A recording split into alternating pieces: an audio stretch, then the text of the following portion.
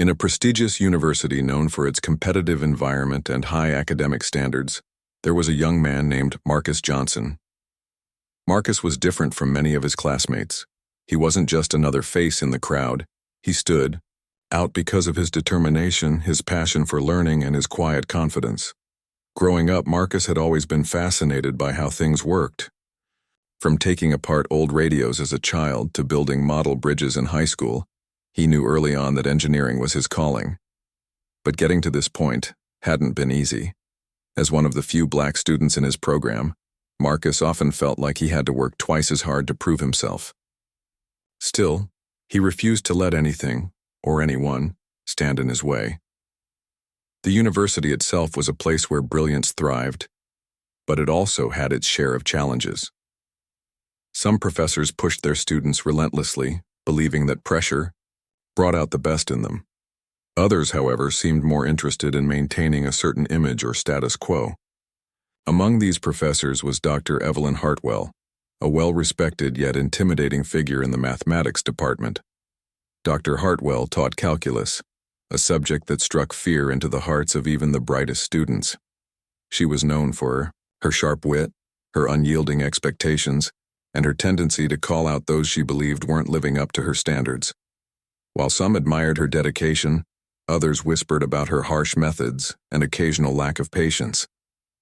Marcus had heard all the stories about Dr. Hartwell before stepping foot in her classroom. He knew she wouldn't make things easy, but he wasn't afraid of a challenge. In fact, he welcomed it. On the first day of class, Marcus walked into the lecture hall with his notebook tucked under his arm, ready to dive into the world of integrals, derivatives, and limits. The room buzzed with nervous energy as students settled into their seats, flipping through syllabi and exchanging anxious glances. When Dr. Hartwell entered, the chatter died down instantly. Her presence commanded attention, and within minutes, she launched into a complex explanation of the course material without so much as a warm-up. Over the weeks, Marcus quickly distinguished himself as one of the top performers in the class. He listened intently during lectures, asked thoughtful questions, and completed assignments with precision. What set him apart, though, was his unique approach to problem-solving. Instead of relying solely on traditional methods, Marcus often found creative ways to simplify complicated equations. Sometimes he jotted down shorthand notes or sketched diagrams that helped him visualize solutions more clearly. These strategies worked wonders for him, but they occasionally drew curious stares from classmates who didn't quite understand what he was doing. One fateful afternoon, as the class tackled a particularly tricky problem involving integrals, Marcus raised his hand to offer an answer. Dr. Hartwell nodded at him, and Marcus confidently explained his reasoning. His solution was correct, and several students murmured in agreement, impressed by his clarity. However, something about Marcus's demeanor, or perhaps the speed at which he solved the problem, seemed to irritate Dr. Hartwell. She leaned against the podium, narrowing her eyes slightly as she studied him. "Marcus," she said suddenly, her voice cutting through the quiet hum of the lecture hall, "I couldn't help but notice your interesting method of note-taking earlier. Care to enlighten us?" Her tone was polite enough, but there was an edge to it that made Marcus pause. He glanced down at his notebook, where he'd scribbled a series of symbols and arrows that only he could decipher. It wasn't the first time someone had commented on his unconventional style, but something about the way Dr. Hartwell phrased her question made him feel uneasy. The entire class turned to look at Marcus, their expressions ranging from curiosity to pity. For a moment, Marcus felt a wave of heat rise to his cheeks. Was she mocking him, challenging him, or simply trying to embarrass him in front of everyone? Whatever her intent, Marcus knew he couldn't afford to let her win. Taking a deep breath, he stood up slowly, clutching his notebook. If she wanted an explanation, he would give her one, and he would do it with grace. "I'm happy to explain my process," Marcus replied calmly, his voice steady despite the knot forming in his stomach. Walking to the front of the room, he picked up a piece of chalk and began writing on the board. Step by step, he broke down the problem, showing how his shorthand allowed him to streamline calculations without losing accuracy. His explanation was thorough, logical, and accessible, even to those who struggled with calculus. As he spoke, a few students nodded in understanding, while others whispered words of encouragement to each other. But when Marcus finished, instead of acknowledging his effort or praising his ingenuity, Dr. Hartwell crossed her arms and gave him a tight-lipped smile. "Well, Marcus," she said coolly, "it seems you've managed to memorize some clever tricks. But let's not confuse rote memorization with true comprehension, shall we?" Her words hung in the air like a storm cloud, heavy and oppressive. The room fell silent once again, and Marcus felt the weight of every pair of eyes on him. For a split second, Marcus considered arguing back. He wanted to tell her that his methods weren't just tricks, they were tools born out of years of practice and innovation. But he stopped himself. Arguing wouldn't solve anything, and he refused to let her provoke him into losing his composure. Instead, he returned to his seat, his jaw clenched but his expression neutral. Inside, however, a fire ignited. This wasn't just about calculus anymore. It was about proving to Dr. Hartwell and to himself that he belonged here, no matter what anyone said. As the class continued, Marcus barely heard a word Dr. Hartwell said. His mind raced with thoughts of how to respond to her challenge. He thought about all the obstacles he'd overcome to get to this point, the late nights spent studying, the sacrifices his family had made to support him, and the countless times he'd been underestimated simply because of the color of his skin. This moment wasn't going to break him, it was going to fuel him. When the lecture finally ended, Marcus packed up his things and headed to the library. He needed space to think, to regroup, and most importantly, to plan. Sitting at a corner table surrounded by stacks of books, he opened his laptop and began drafting ideas. Little did Dr. Hartwell know, her attempt to humiliate Marcus would become the catalyst for something extraordinary, and when the dust settled, she, and everyone else, would see exactly what he was capable of. After the unsettling incident in Dr. Hartwell's class, Marcus spent the rest of the day replaying the moment in his mind. The sting of her words lingered, but it wasn't anger that consumed him. It was a quiet resolve.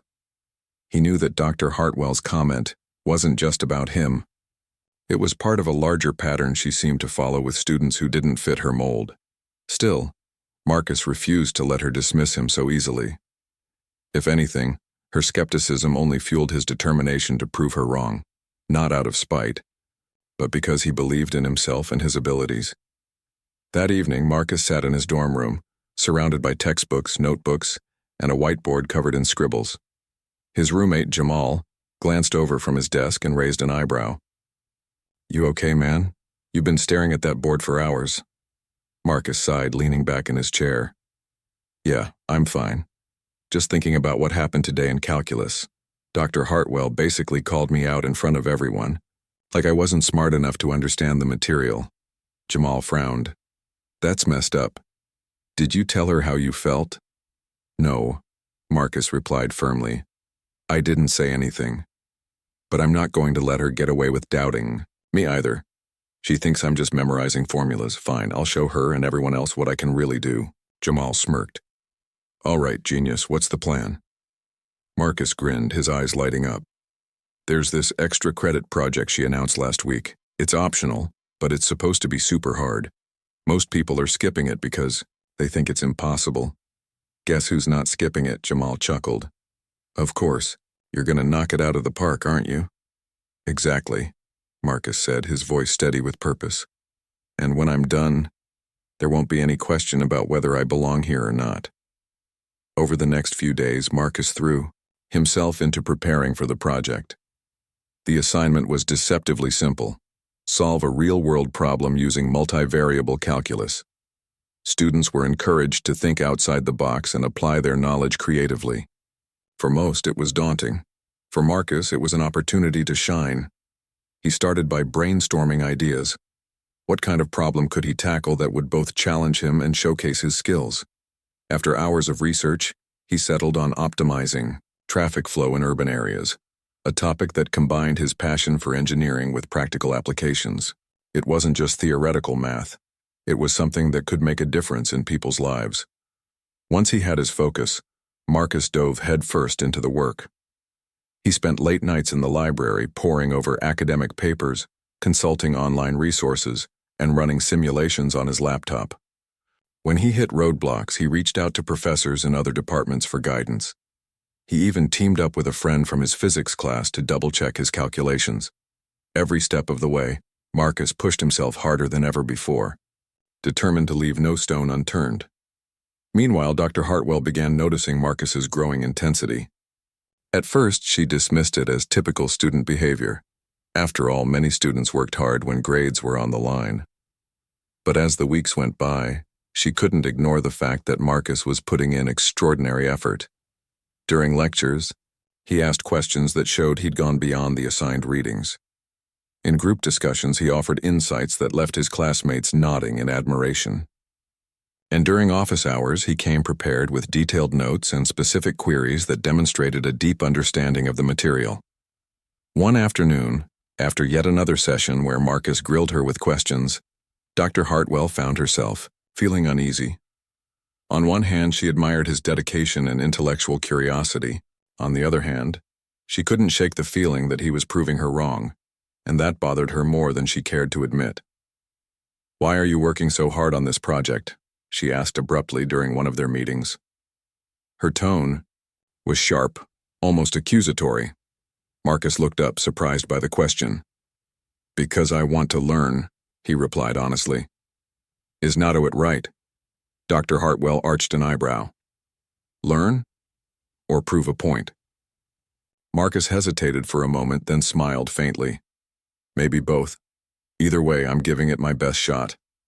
Her lips pressed into a thin line, but she didn't respond.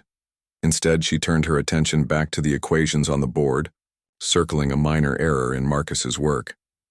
"Fix this and we'll talk again next week," she said curtly. As Marcus left her office, he couldn't help but feel a sense of satisfaction. He knew Dr. Hartwell was testing him, pushing him to see if he'd crack under pressure. But instead of breaking, Marcus felt stronger with each challenge she threw his way. He realized that her skepticism wasn't just about him. It was about her own biases, her assumptions about who could excel in her field. And while he couldn't change her overnight, he could prove her wrong through his actions. Back in his dorm room, Marcus continued refining his project. He ran countless simulations, tweaking variables and adjusting parameters until everything aligned perfectly. He created visualizations to illustrate his findings, making sure his solution was as clear and compelling as possible. By the time the deadline approached, Marcus was confident in his work, but he also knew that confidence alone wouldn't guarantee success. He needed to present his project in a way that left no room for doubt. The night before the submission, Marcus stayed, up late, triple-checking every detail. Jamal brought him coffee and snacks, keeping him company as the hours ticked by. "You're gonna crush this," Jamal assured him. "Just remember to breathe tomorrow." Marcus laughed softly. "Thanks, man. I needed that." When morning came, Marcus submitted his project with a mix of relief and anticipation. He knew he'd given it his all, but he also understood that the outcome was out of his hands now. All he could do was wait and hope that his hard work would speak for itself. In the days that followed, Marcus tried to distract himself by focusing on other classes and assignments. But no matter how busy he kept himself, thoughts of the project lingered in the back of his mind. Had he done enough? Would Dr. Hartwell recognize the effort he'd put in? Or would she find some flaw to criticize, some reason to dismiss him once again?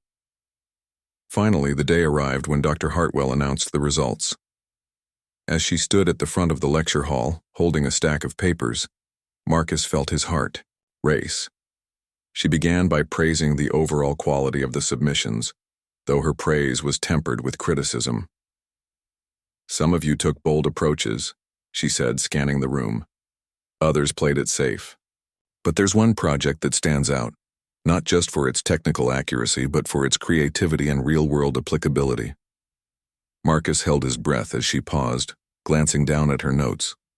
Then, without looking directly at him, she added, "This student demonstrated a level of mastery that exceeded expectations. Their solution is innovative, well-researched, and thoroughly executed." The room erupted into murmurs as Dr. Hartwell finally met Marcus's gaze. "Congratulations, Marcus," she said, her voice clipped but unmistakably sincere. "Your project earned full marks and then some." For a moment, Marcus was too stunned to react. Then, as applause broke out around him, he allowed himself a small smile. It wasn't just about the grade, it was about proving, to himself, to Dr. Hartwell and to anyone who doubted him, that he belonged exactly where he was. And as he looked around the room, he saw nods of approval and smiles of encouragement from his classmates. They hadn't just witnessed his triumph, they'd seen the power of resilience and determination. That night, Marcus celebrated quietly, with Jamal, reflecting on everything he'd overcome to reach this point. He knew the journey wasn't over. There would always be challenges ahead. But for now, he allowed himself to savor the victory, knowing that he'd faced adversity head-on and emerged stronger than ever. The day after Dr. Hartwell announced Marcus's success, life at the university seemed to shift ever so slightly. Word spread quickly about Marcus's exceptional project, and soon, whispers filled the hallways. Students who had barely noticed him before now greeted him with nods of respect.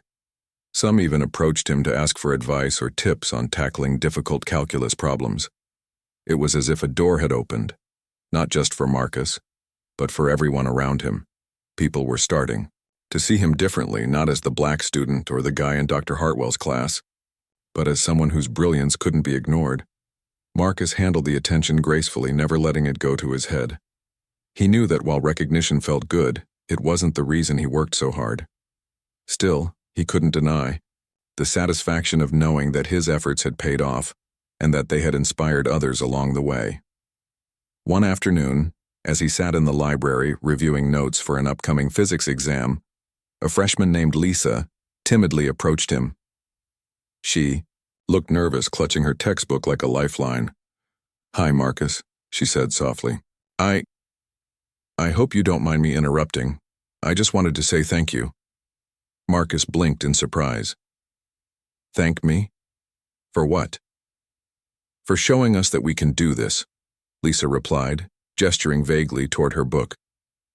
"I've been struggling with calculus, and hearing about your project made me realize that maybe I can figure it out too. You're kind of amazing." Her words caught Marcus off guard, but they also filled him with warmth. He smiled gently and gestured for her to sit down.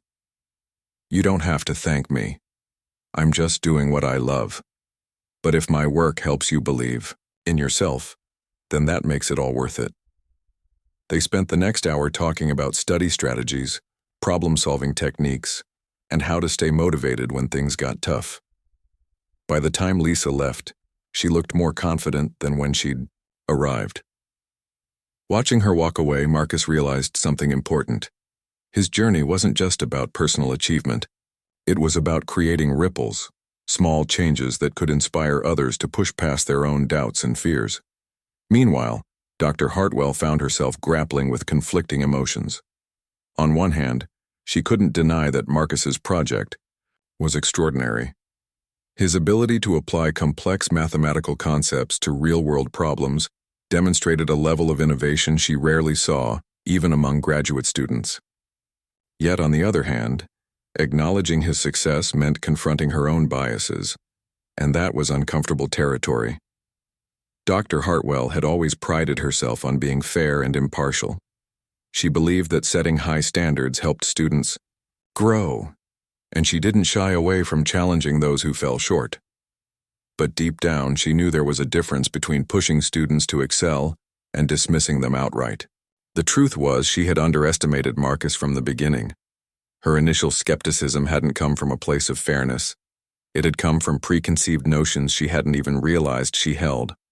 One evening, as she graded papers in her office, Dr. Hartwell paused to reflect on her interactions with Marcus. She thought about the dismissive tone she'd used during their first meeting, the subtle digs she'd made in class, and the way she'd questioned his methods instead of celebrating his creativity. Each memory weighed heavily on her conscience. Was she really helping her students succeed, or was she holding some back without meaning to? Determined to understand her own behavior, Dr. Hartwell decided to seek advice from a colleague she trusted. Professor Anderson, a veteran educator known for his inclusive teaching style. Over coffee in the faculty lounge, she broached the subject carefully. "I've been thinking a lot about one of my students," Dr. Hartwell admitted.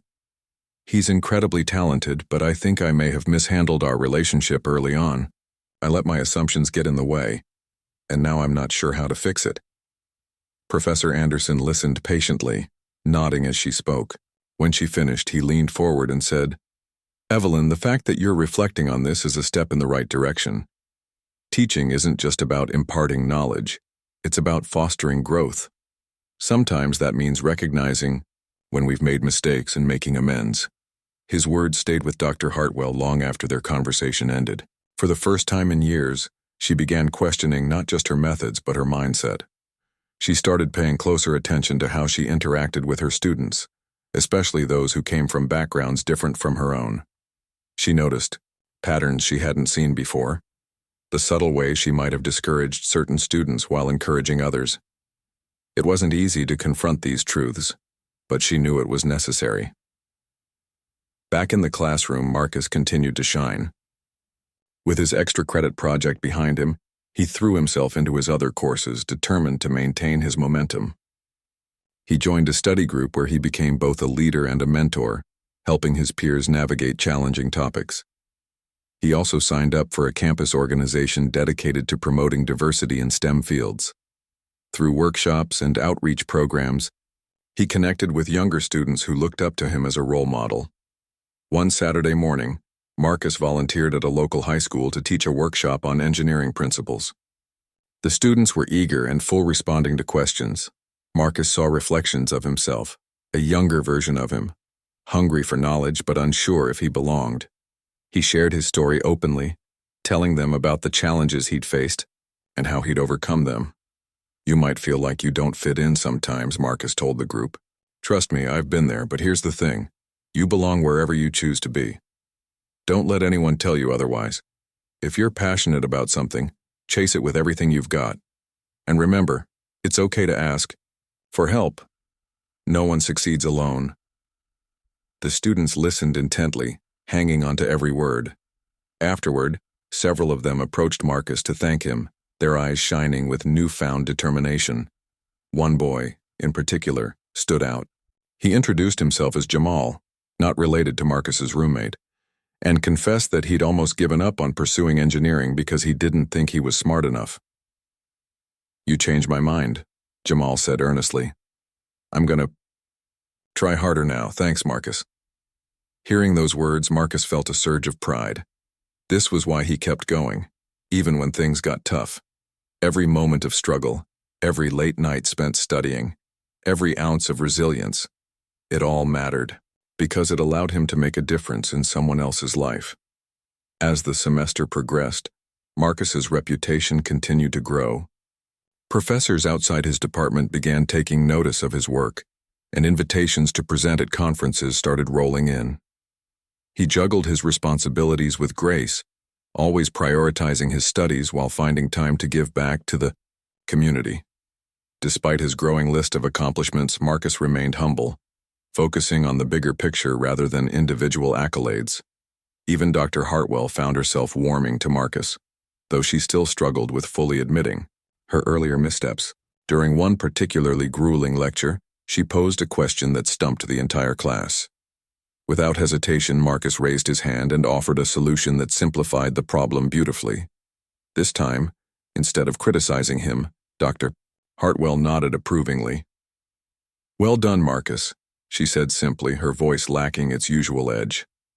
"That's exactly the kind of critical thinking I expect from all of you." Though brief, her comment carried weight. It was a small acknowledgement, but for Marcus it represented progress. He didn't need grand gestures or apologies. He just needed to know that his hard work was recognized and valued. By the end of the semester, Marcus had cemented his place not only in the calculus class, but in the broader academic community. His peers respected him, his professors admired him, and his mentees looked up to him. More importantly, he had proven to himself that no obstacle was insurmountable. not even the doubts of someone as formidable as Dr. Hartwell. As Marcus walked across campus on the last day of classes, he felt a profound sense of accomplishment. He had faced adversity, risen above it, and emerged stronger than ever. But he also knew that his journey was far from over. There would always be new challenges, new opportunities, and new people to inspire. And as long as he stayed true to himself, Marcus was ready for whatever came next. The weeks following Marcus's triumph in Dr. Hartwell's class felt like a turning point, not just for him, but for the entire university community. His success had sparked conversations that went far beyond calculus. Students began discussing the importance of representation in STEM fields, while faculty members reflected on how they could create more inclusive environments. For Marcus, this shift was both encouraging and humbling. He hadn't set out to be a symbol of change. He simply wanted to prove himself. Yet, as more people looked to him for guidance, he realized that his story carried weight, and that it could inspire others to break barriers too.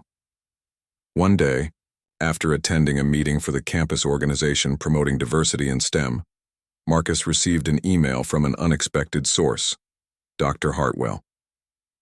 At first glance, the subject line, "Request for Meeting," seemed routine enough. But when Marcus opened the message, he couldn't help but feel a pang of curiosity. Dr. Hartwell rarely reached out to students individually unless it was about coursework or grades. What could she possibly want now? The email was brief and formal, inviting Marcus to meet with her during office hours later that week. Though hesitant, Marcus agreed. He knew better than to expect an apology, but he also understood that growth often came from uncomfortable conversations. If Dr. Hartwell wanted to talk, he owed it to himself and to future students to hear her out. When the appointed time arrived, Marcus walked into Dr. Hartwell's office, his notebook tucked under his arm. She greeted him with a curt nod, gesturing for him to sit. The air between them was tense, though not hostile. After a moment of silence, Dr. Hartwell cleared her throat and began speaking. "I wanted to discuss your recent project," she said, her tone measured. "It was impressive. You demonstrated a level of skill and creativity that I haven't seen in years." Marcus blinked, unsure how to respond. Was this really happening? Had Dr. Hartwell, the same professor who had once dismissed him in front of the entire class, just complimented him? He nodded slowly, choosing his words carefully. "Thank you," he replied. "I worked hard on it because I wanted to push myself. Calculus isn't just numbers and equations, it's a way to solve real problems."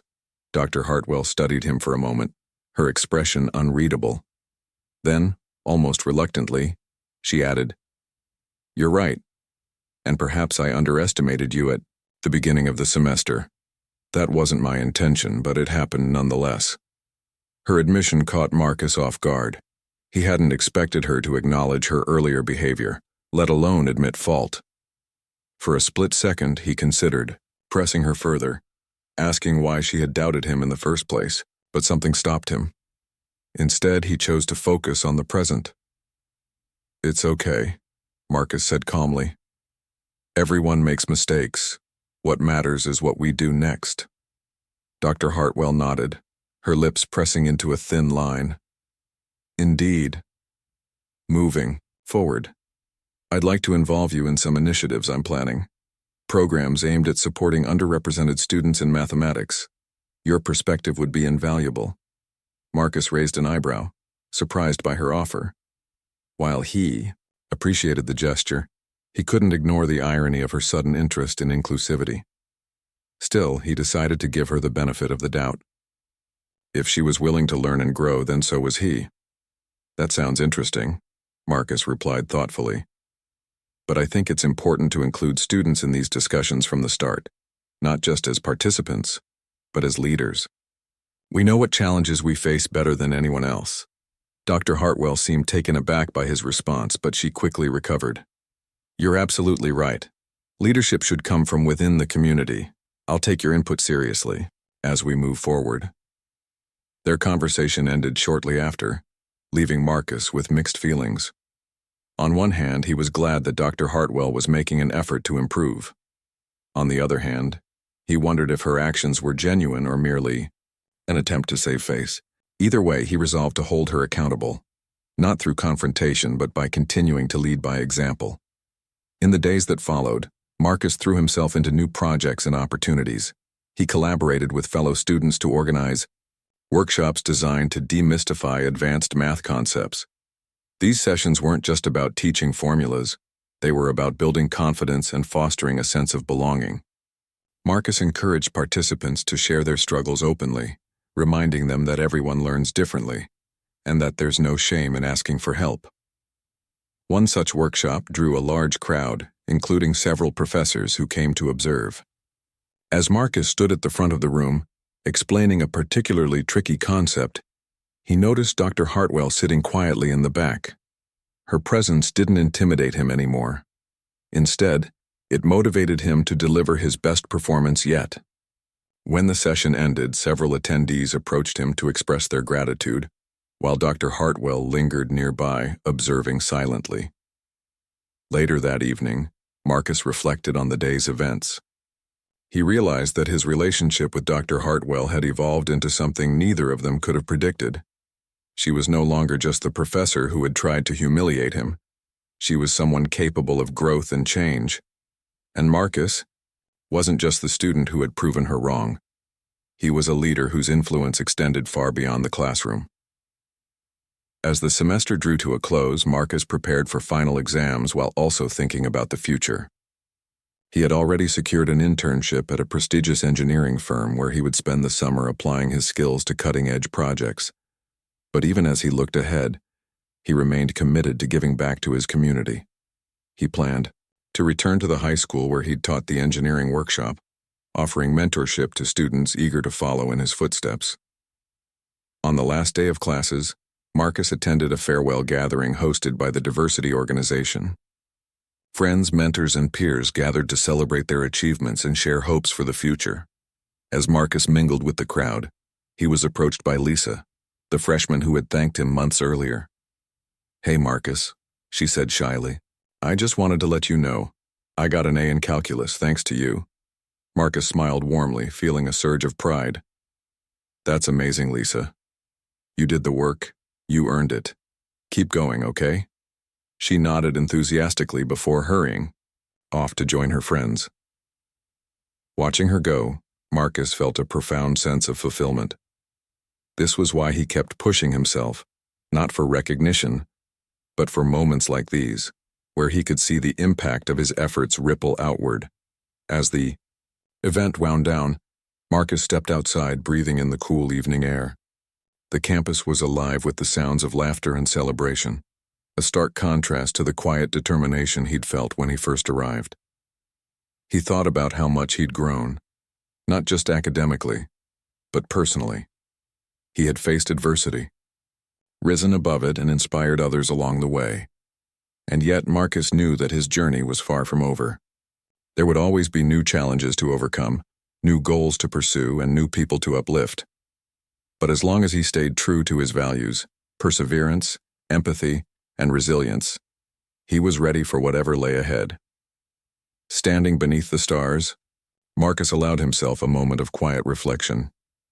He had started this chapter of his life determined to prove himself. Now, as he prepared to turn the page, he realized that he had done far more than that. He had become a beacon of hope, a reminder that no obstacle is insurmountable and that every voice deserves to be heard. Years had passed since Marcus's time at the university, but his legacy continued to resonate. After graduating at the top of his class, he went on to pursue a PhD in engineering, focusing on sustainable infrastructure. His groundbreaking research earned him recognition not just within academic circles but also in industries around the world.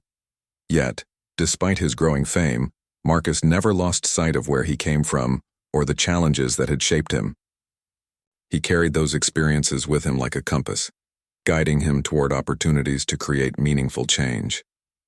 One crisp autumn morning, Marcus found himself back at his alma mater, not as a student, but as a guest speaker invited to address the incoming freshman class. The invitation had come unexpectedly, delivered by none other than Dr. Evelyn Hartwell herself. In her email, she wrote, "Marcus, your journey has inspired many, including me. I believe our students would benefit greatly from hearing your story." Reading those words, Marcus felt a mix of emotions: pride, gratitude, and even a hint of disbelief. It was hard to reconcile this version of Dr. Hartwell with the one who had once doubted him so openly.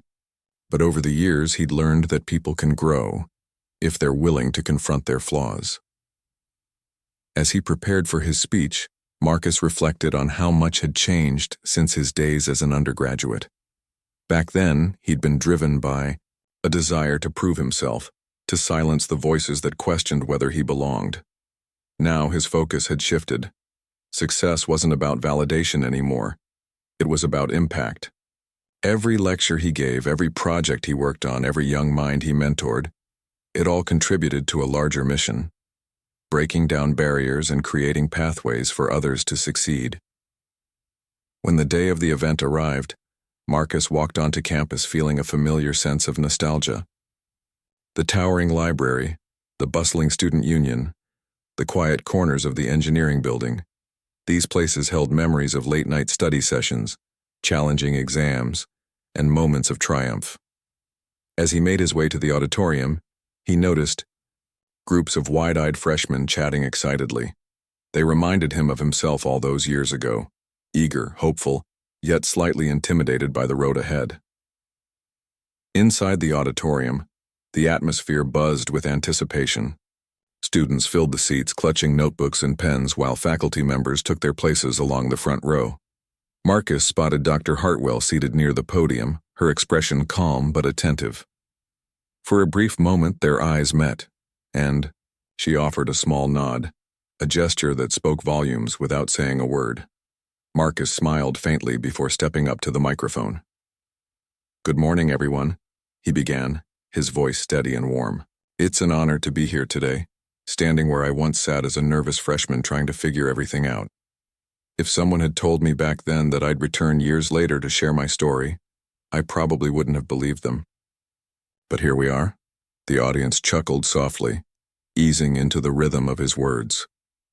Marcus paused, scanning the room.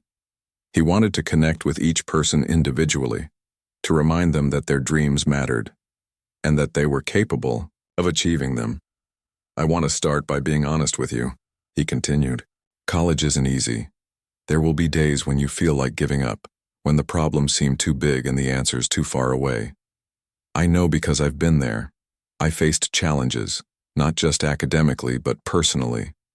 There were times when I felt like I didn't belong, like I was fighting against invisible forces telling me I wasn't good enough." He paused again, letting his words sink in. A few students nodded knowingly, their expressions mirroring the struggles he described. Others leaned forward, hanging on to every syllable. "But here's the thing," Marcus said, his tone shifting to one of encouragement. "Those challenges don't define you. How you respond to them does. When someone tells you that you can't do something, let that fuel your determination to prove them wrong. When you stumble, and trust me you will, pick yourself up and keep moving forward. Because every step you take brings you closer to becoming the person you're meant to be." The Maori room grew quieter, the weight of his message settling over the crowd. Marcus knew he had their attention now, so he pressed on. "One of the most important lessons I've learned is that success isn't a solo journey. Along the way, I had mentors who believed in me, friends who supported me, and even critics who pushed me to work harder. Some of those critics weren't always kind. In fact, some tried to tear me down. But looking back, I realized that they played a role too. They taught me resilience. They showed me that I could rise above negativity and turn it into motivation." At this point, Marcus glanced briefly at Dr. Hartwell, who sat motionless, her gaze fixed on him. He didn't dwell on the moment, choosing instead to broaden his message. "The truth is, we all carry biases, whether we admit it or not. Sometimes those biases hurt us. Other times they challenge us to grow. What matters is how we choose to respond. Do we let prejudice hold us back, or do we use it as a catalyst to push harder, reach higher, and inspire others?" His words resonated deeply with the audience. Several students scribbled notes furiously, capturing phrases they didn't want to forget. Others simply listened, their faces reflecting awe and admiration. As you embark on this next chapter of your lives, Marcus concluded, remember that you have the power to shape your own narrative. Don't let anyone else write it for you. Surround yourself with people who lift you up. Seek out opportunities to learn and grow, and never stop believing in your potential. Because when you succeed, you don't just change your own life. You create ripples that touch countless others. The applause that followed was thunderous, echoing through the auditorium like a tidal wave. Students rose to their feet, clapping and cheering as Marcus stepped back from the podium. For a moment, he allowed himself to bask in the energy of the room, knowing that his words had struck a chord. Afterward, as students lined up to speak with him, Marcus was struck by how diverse the group was. There were aspiring engineers, mathematicians, artists, and entrepreneurs, all united by a shared desire to make a difference. One young woman approached him hesitantly, her hands trembling as she held out a notebook. "Mr. Johnson," she stammered, I just wanted to say thank you. Your story makes me feel like I can actually do this, like I belong here." Marcus smiled warmly, taking the notebook to sign it. "You absolutely belong here," he replied. "And if you ever doubt that, remember this. You're stronger than you think. Keep pushing forward, okay?" She nodded vigorously, tears welling up in her eyes before she hurried off to join her friends. Moments like these reaffirmed Marcus's belief in the importance of representation. By sharing his journey, he wasn't just inspiring individuals. He was planting seeds of possibility in minds that might otherwise have doubted themselves. Later that evening, Marcus attended a small reception hosted by the university. Faculty members mingled with alumni, exchanging stories and reminiscing about the past. Dr. Hartwell sought him out during a lull in the conversation, holding a glass of sparkling water in one hand. "Marcus," she said quietly, "your speech today was remarkable. You've come such a long way, from that first day in my class to this moment. I'm proud of what you've accomplished." Her words caught Marcus off guard, but he accepted them graciously. "Thank you, Dr. Hartwell. I appreciate that, and honestly, I'm grateful for the challenges I faced. They made me who I am today." She nodded thoughtfully, her expression softening. "You've taught me a lot too. About teaching, about fairness, and about seeing potential where I might have missed it before. I hope you know that your influence extends beyond the students. It reaches us as educators as well." They parted ways shortly after, leaving Marcus with a renewed sense of purpose. Reflecting on the day's events, he realized that his journey had come full circle. From being underestimated to becoming a source of inspiration, he had transformed adversity into opportunity. And in doing so, he had paved the way for future generations to dream bigger, aim higher, and achieve more. As he left the campus that night, Marcus looked up at the stars, feeling a deep sense of fulfillment. He knew that no matter where life took him next, his roots would always lie in the lessons he'd learned and the lives he'd touched during his time at the university.